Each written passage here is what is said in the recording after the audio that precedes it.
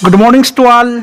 सबका स्वागत करता हूँ आज के इस वीडियो में। आज मैं फिर से लेकर आया हूँ एक नया टॉपिक, एक नया शीर्षक आपके लिए। एग्रीकल्चर साइंस से रिलेटेड है ये टॉपिक। 11th एग्रीकल्चर साइंस से रिलेटेड है, ठीक है, जो बाकी के लिए भी इफ़ेक्टिव हो सकता है। तो किन के लिए होगा ये तो मैं नहीं कहूँगा, नहीं कह सकता, लेकिन ये ज़रूर जानता हूँ कि ये आप सबको देखना चाहिए और सबको पढ़ना चाहिए। फिजिक्स का पोर्शन है ये, ठीक है, ध्यान रखेंगे। फिजिक्स का पोर्शन है 11th एग्रीकल्चर साइंस का, ठीक है। आज मैं जिस टॉपिक पर चर्चा करने जा रहा हूँ, जिस टॉपिक को मैं आपके लिए प्रिपेयर किया हूँ, वो है प्रिंसिपल ऑफ फ्लोटेशन, ठीक है। प्रिंसिपल ऑफ फ्लोटेशन, फ्लोटेशन क्या है पहले तो हमको वो समझना है, बाद में प्रिंसिपल समझ जाएंगे, ठीक है। फ्लोटेशन का मतलब क्या होगा या फ्लोटेशन क्या चीज़ है। फ्लोटेशन को फ्लॉट करना भी बोलते हैं, अर्थात तैरना कहते हैं। आप समझ रहे होंगे मैं क्या कह रहा हूँ। फ्लॉट को क्या कहते हैं हम लोग? तैरना। अगर तैरना कह रहे हैं तो तैरने के लिए क्या सिद्धांत होगा, अर्थात हम क्यों तैर पाते हैं। कोई वस्तु पानी में क्यों तैर पाती है, हम क्यों तैर पाते हैं, कोई एनिमल्स पानी में क्यों तैर पाता है, इसके बारे में हम लोग आज विस्तार से चर्चा करेंगे, ठीक है। तो बने रहिए मेरे साथ वीडियो में आखिरी तक। मैं शुरू करता हूँ आज का ये वीडियो, ठीक है। प्रिंसिपल ऑफ फ्लोटेशन, आपने इससे पहले वीडियो अगर मेरा देखा होगा तो मैंने बताया था प्रिंसिपल ऑफ आर्किमिडीज प्रिंसिपल के बारे में मैंने चर्चा किया था। वो एग्रीकल्चर साइंस से रिलेटेड था, 11th एग्रीकल्चर साइंस से रिलेटेड था। मैंने बताया था कि आर्किमिडीज ने क्या बताया था कि कोई वस्तु हमको हल्की क्यों प्रतीत होती है। उसी सिद्धांत के आधार पर आगे बनता है फ्लोटेशन प्रिंसिपल, अर्थात प्रिंसिपल ऑफ फ्लोटेशन। तो चलिए शुरू करते हैं फटाफट। तो हमें यह पता होना चाहिए कि जब किसी पिंड को किसी द्रव में पूर्णतः या अंशतः डुबोया जाता है तो पिंड पर दो बल एक साथ कार्य करते हैं, ठीक है। किसी पिंड को हम किसी द्रव में पूर्णतः या अंशतः डुबोते हैं तो पिंड पर हमेशा दो बल एक साथ कार्य करते हैं। कौन कौन से बल? जब किसी पिंड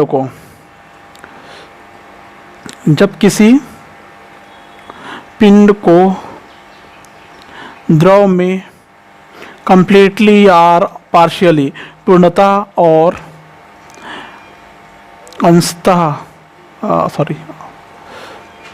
अंशतः डुबोया जाता है,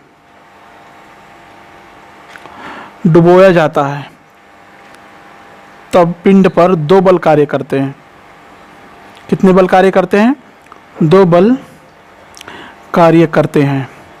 देखिए कौन कौन से दो बल कार्य करता है। पहला फोर्स जो लगता है, पिंड का भार अर्थात W है, ये गुरुत्व केंद्र की ओर, मतलब ग्रेविटेशनल फोर्स की ओर जाएगा, ग्रेविटी सेंटर की ओर खिंचाएगा, ठीक है। गुरुत्व केंद्र की ओर होगा, गुरुत्व केंद्र की ओर, अर्थात ऊर्ध्वाधरता नीचे की ओर, किस ओर? नीचे की ओर लगाएगा बल, ठीक है। दूसरा जो बल होगा वो जो पिंड को हमने पानी में डुबोए हैं उस पिंड के द्वारा भार में कमी, अर्थात हम लोग यहाँ पर ऐसा कहेंगे कि हटाए गए द्रव का उत्क्षेप या उत्प्लावन बल, ठीक है ना। पिंड को पानी में डुबाते हैं तो कितना द्रव हटाता है, ठीक है। हटाए गए द्रव का उत्क्षेप या उत्प्लावन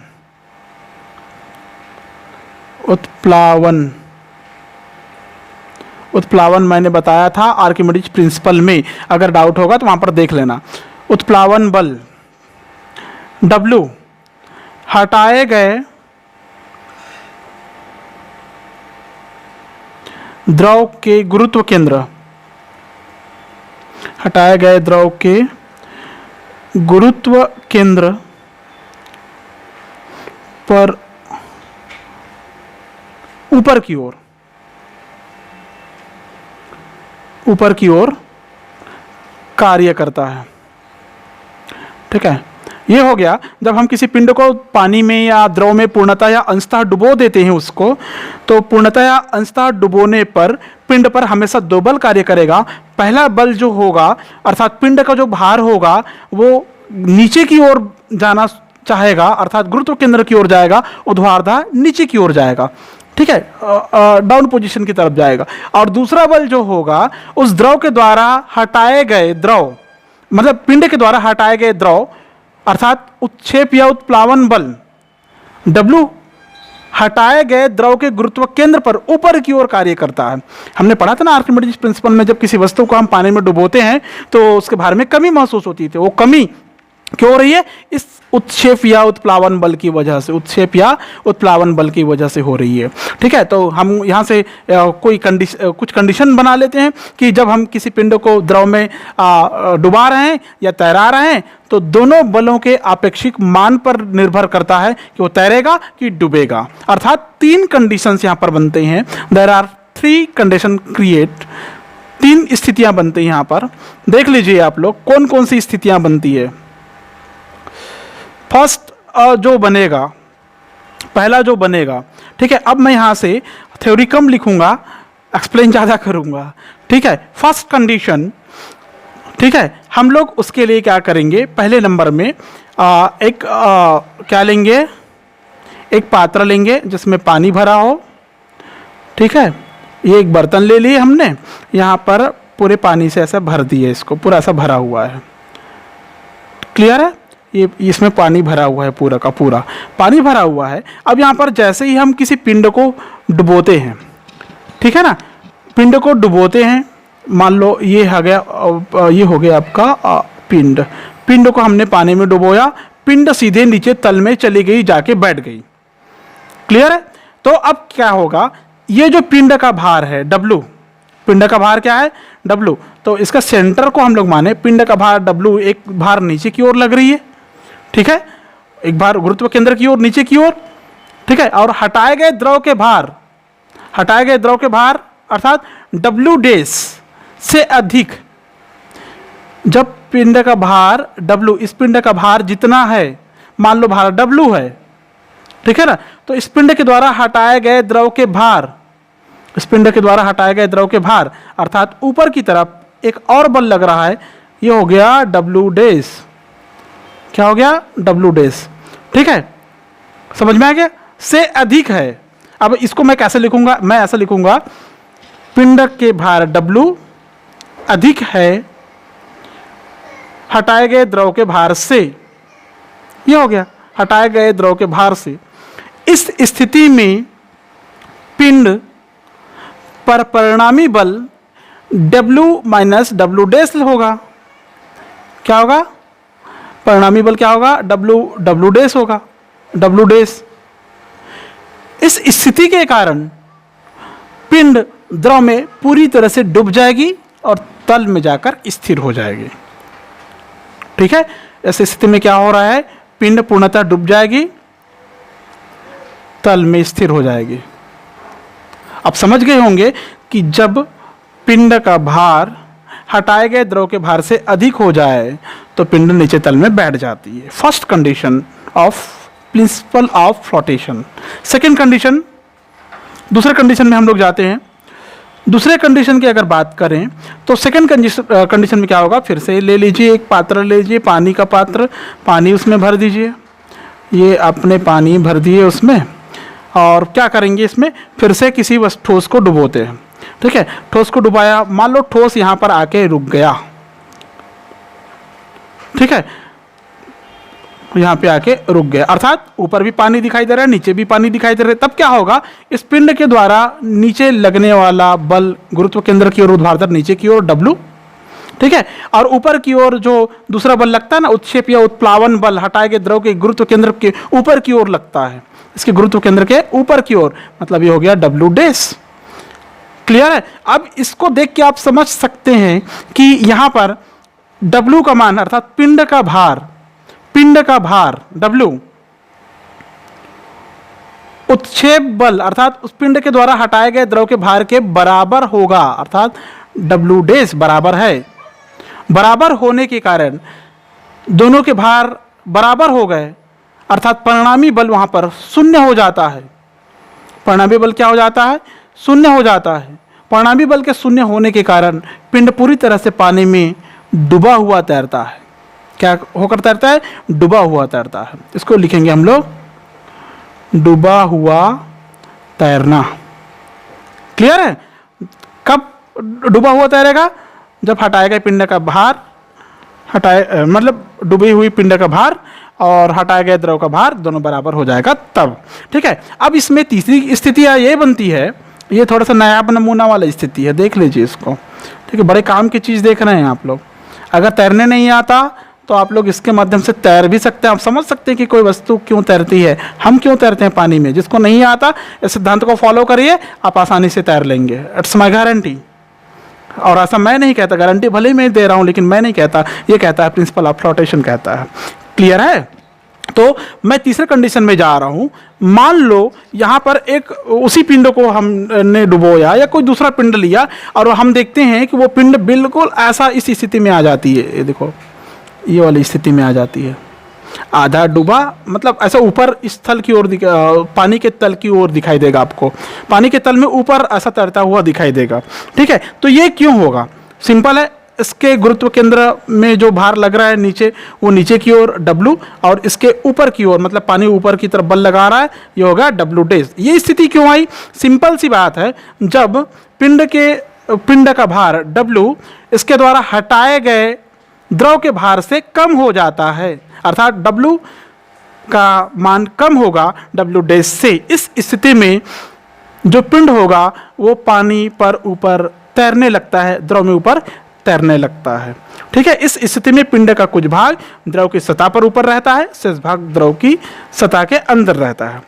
जब संतुलन की स्थिति आती है तो पिंड का उतना ही भाग द्रव की सतह के अंदर रहता है, जिससे उस भाग द्वारा हटाए गए द्रव का भार संपूर्ण पिंड के भार के बराबर हो जाता है। मतलब जितना भाग अंदर है वो उतना ही भाग के बराबर पानी हटा पा रहा है, ये याद रखेंगे, इसलिए वो उतना डूबा रहता है। ये आप ऐसा समझ सकते हैं। तो ये हो गया 3 conditions on the basis of principle of flotation. आप समझ गए होंगे कि कोई वस्तु पानी में क्यों तैरती है।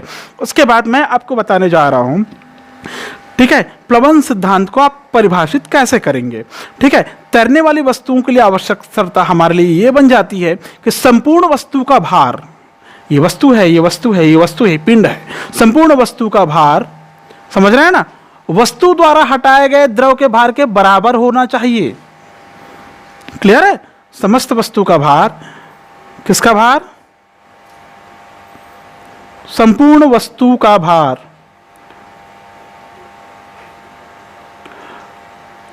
वस्तु द्वारा हटाए गए द्रव के भार के बराबर होना चाहिए, बराबर होना चाहिए। क्लियर है? दैट इज कॉल्ड, या sorry, it is called principle of flotation. यही प्लवन सिद्धांत है।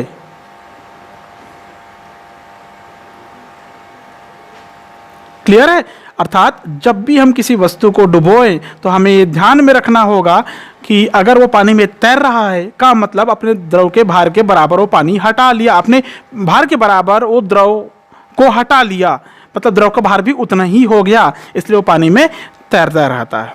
लेकिन कभी कभी एक स्थिति ऐसी आती है कि किसी पिंड को जिसको हमने पानी में डुबोए हैं, ठीक है, तो कभी कभी विपरीत हो जाती है, उल्टा हो जाता है। कैसे हो जाता है? देखो, एक पिंड लेते हैं हम लोग, ये हो गया,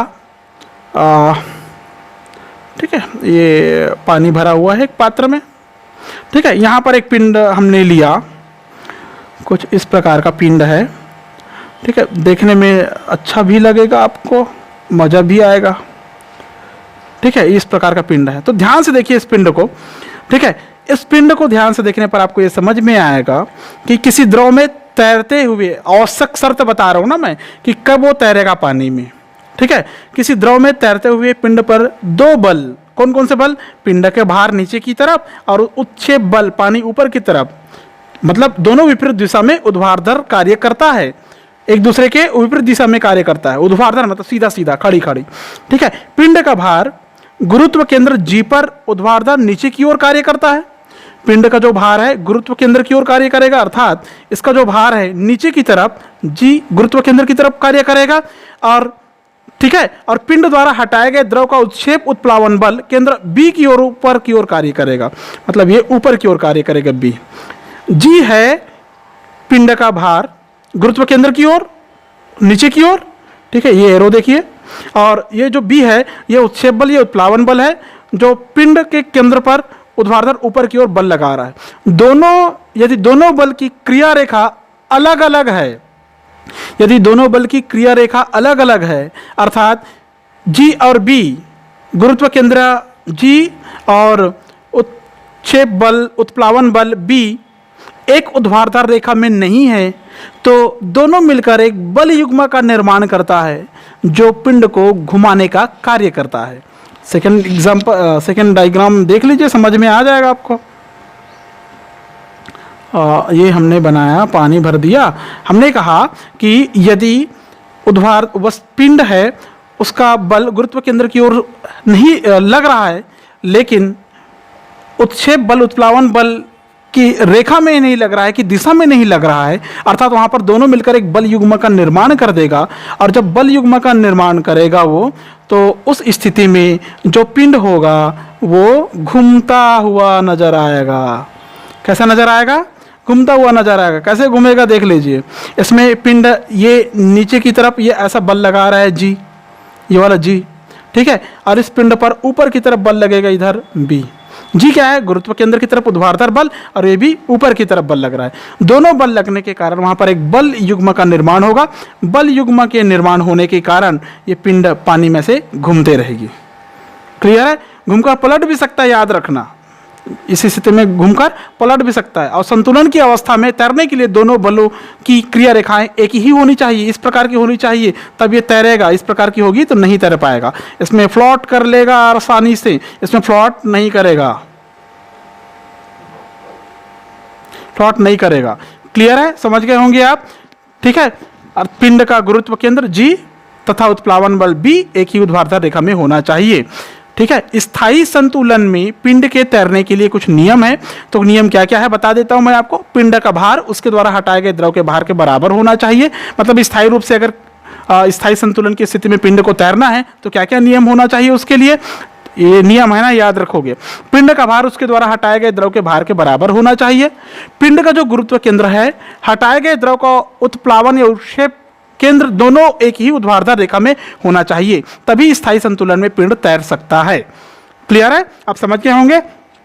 किसी द्रव में किसी ठोस के डूबे हुए भाग की गणना हम कैसे करेंगे, देखिए इसके आधार पर। मान लो हम ऐसा कहते हैं कि इस द्रव में ये पिंड डूबा हुआ है, तो इस पिंड के डूबे हुए भाग की हम गणना कैसे करेंगे।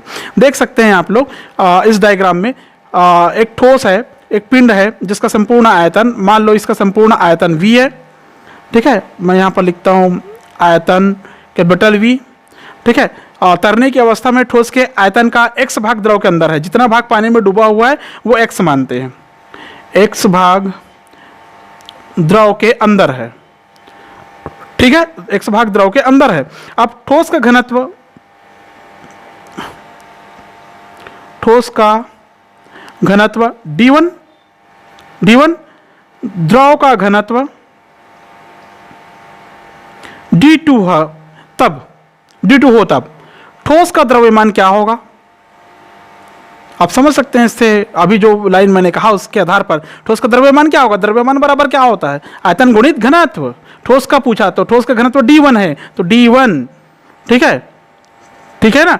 और उसका आयतन क्या था, v था, संपूर्ण आयतन, ठोस का संपूर्ण आयतन v, तो वॉल्यूम इनटू डेंसिटी, द्रव्यमान हो गया, ठीक है। ठोस का भार क्या है, ठोस का भार, ठीक है ना। ठोस का भार पता कैसे चलेगा हमको, वॉल्यूम कितना है, घनत्व कितना है, कितना गुरुत्वीय त्वरण लग रहा है, तब उसका भार पता चलेगा। द्रव्यमान और भार एक ही है, ध्यान रखेंगे, लेकिन यहाँ पर गुरुत्वीय त्वरण आ जाता है तो उसकी जो वेट का जो मेजरमेंट है वो क्लियर हो जाता है।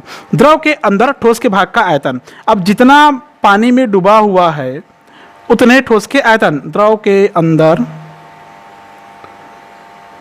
ठोस के भाग का आयतन, द्रव के अंदर ठोस के भाग का आयतन xv, वॉल्यूम v था तो x इंटू वी हो जाएगा इसका, ठीक है। ठोस द्वारा हटाए गए द्रव का आयतन, ठोस द्वारा हटाए गए द्रव का आयतन, ठोस द्वारा हटाए गए द्रव का आयतन मतलब कितना वो द्रव हटा रहा है, तो ये भी हो जाएगा xv, ठीक है। ठोस द्वारा हटाए गए द्रव का भार, ठोस द्वारा हटाए गए द्रव का भार बोलेंगे आप, इसमें भी सेम आया, इसमें भी सेम आया, तो घबराने की जरूरत नहीं, सेम ही सेम रहेगा, क्योंकि यहाँ पर बोल रहा है द्रव के अंदर ठोस के भाग का आयतन x v होगा, ठोस द्वारा हटाए गए द्रव का आयतन भी x v होगा, ठोस द्वारा हटाए गए द्रव का भार ये हो जाएगा, द्रव का भार हो जाएगा कितना डूबा है, x भाग डूबा है, वॉल्यूम कितना है v, डेंसिटी कितनी है द्रव का d2, और गुरुत्वीय त्वरण उस ठोस का g। ठीक है। तो प्लवन सिद्धांत के अनुसार यहां पर बता रहा हूं, तो प्लवन सिद्धांत के अनुसार ठोस का भार बराबर हटाए गए द्रव का भार, हटाए गए द्रव का भार। ठोस का भार अभी कितना निकाले हम लोग, देख लीजिए, ठोस का भार ऊपर निकाले थे ना, ये निकाले हमने PD1 जी, सबसे ऊपर देखिए। ठीक है। हटाए गए द्रव का भार मतलब द्रव का द्रव्यमान कितना निकाले, अभी हटाए गए द्रव का द्रव्यमान अभी अभी हमने डिस्कवर किया XV/d2 × G, XV/d2 × G।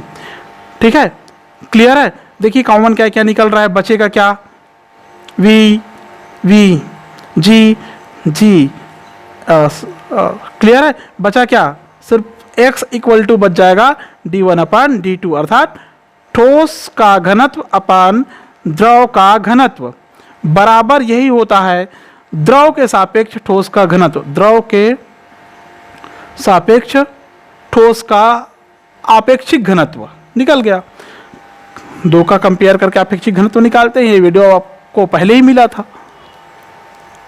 Clear है, आप समझ गए होंगे कि मैंने अभी क्या बताया। इसके आधार पर आप किसी भी डूबे हुए भाग की गणना कर सकते हैं। इसे आप समझ सकते हैं कि जैसे जैसे द्रव का घनत्व d2 बढ़ता जाता है, जैसे जैसे द्रव का घनत्व d2 बढ़ता जाता है, x का मान कम होते जाता है, अपॉन में लिखा है ना, अर्थात द्रव का घनत्व जैसे बढ़ते जाएगा x का मान कम होगा। ठीक है, अर्थात ज़्यादा घनत्व वाले द्रव में तैरने पर वस्तु का कम भाग द्रव के अंदर डूबेगा। ज़्यादा घनत्व वाले अगर द्रव में आपको तैरना है तो आप कम डूबेंगे। कहने का मतलब यह है कि आप नदी और तालाब में जितनी आसानी से नहीं तैर पाएंगे उतनी बेहतर तरीके से तैर पाएंगे समुद्र में। अटपटा जरूर लगेगा लेकिन ये सही है प्रिंसिपल ऑफ फ्लोटेशन के बेस पे। तो इसके बेस पे कुछ एग्जाम्पल है